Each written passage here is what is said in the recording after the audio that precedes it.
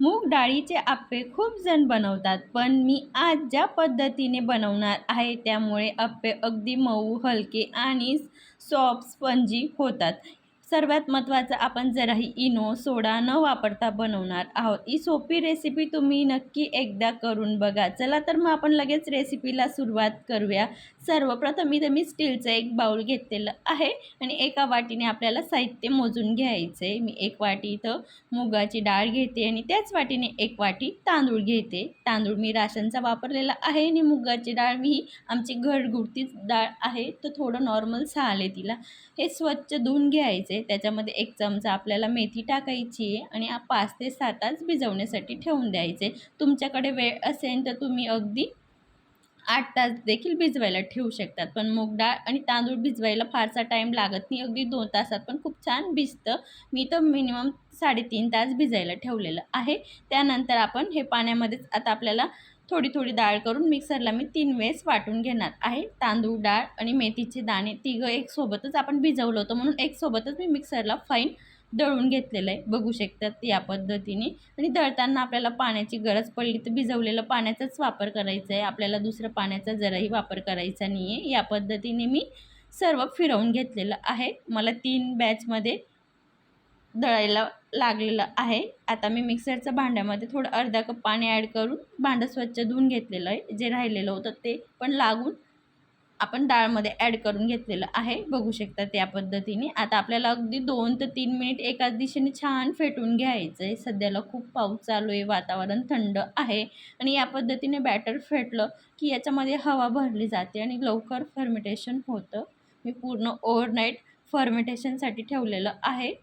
अगदी तुमच्याकडे 8 ते 10 तास असेल तरी चालेल. मी रात्रीला 11 वाजेला दळलं होतं, तर दुसऱ्या दिवशी मी सकाळी 9:30ला बघितलं तर खूप छान फर्मेंटेशन झालेलं आहे. आता आपण ते साईडला ठेवून देऊया. इथं मी चटणी बनवण्यासाठी एका मिक्सरच्या भांड्यामध्ये 5 ते 6 हिरवी मिरची, 1 वाटी शेंगदाणे, 1 चमचा जिरे आणि थोडी कोथिंबीर आणि 1 कप पाणी असं मिक्सरला फाईन पेस्ट बनवून घेतलेलं आहे. ते पण साईडला ठेवून दिलेलं आहे. इथं मी 2 टोमॅटो आणि थोडी कोथिंबीर पण बारीक कट करून घेतलेली, म्हणजे आपण आप्याची चटणीची पूर्ण पूर्वतयारी करून घेतलेली आहे, म्हणजे बनवताना खूप पटापट होईल. बघू शकतात पीठ आपलं छान फर्मेट झालेलं आहे. अगदी या पद्धतीने फर्मेट होतं की आपल्याला जराही इनो, सोडा वापरायची गरज पडत नाही. आता आपण सर्व व्यवस्थित मिक्स करून घ्यायचे. त्याच्यामध्ये बारीक कट केलेले टोमॅटो आणि कोथिंबीर ॲड करून द्यायची. बघू शकता त्या पद्धतीने. मी तर 8 ते 10 कढीपत्त्याची पानं, 1 चमचा जिरे, 1 चमचा लाल तिखट, पाव चमचा हळद आणि अर्धा चमचा मीठ ॲड केलेलं आहे. मीठ तुम्ही तुमच्या आवडीनुसार कमी जास्त करू शकता. तुम्ही किती खारट खातात त्यानुसार. आणि जे मी साहित्य दाखवलेलं आहे त्याच्यामध्ये जवळपास 36 ते 40 आप्पे बनतील. आता सर्वाला मी व्यवस्थित साहित्याला मिक्स करून घेतलेलं आहे या पद्धतीने, जेणेकरून आप्पे बनवताना खूप पटापट आपल्याला आप्पे पात्रात आपलं जे बॅटर आहे ते ओतता येईल. आता आपण साईडला ठेवून देऊया. सुरुवातीला चटणी बनवून घ्यायची. गॅस ऑन करून मी कढई ठेवलेली आहे. कढईमध्ये 2 चमचा तेल, अर्धा चमचा मोहरी, 1 चमचा जिरे आणि 5 ते 6 कढीपत्त्याची पानं छान तडतडायला लागले की जे आपण शेंगदाणे, मिरची आणि मी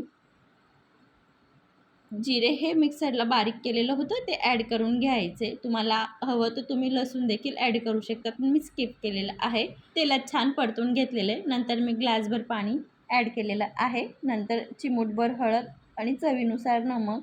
छान उकळी यायला लागलेली आहे. वरून थोडी कोथिंबीर ॲड करायची. बघू शकता तिथं आपली शेंगदाण्याची चटणी बनवून तयार झालेली आहे. आप्पेसोबत खाण्यासाठी एकदा या माझ्या पद्धतीने नक्की बनवून बघा. ही चटणी खायला खूप छान लागतं.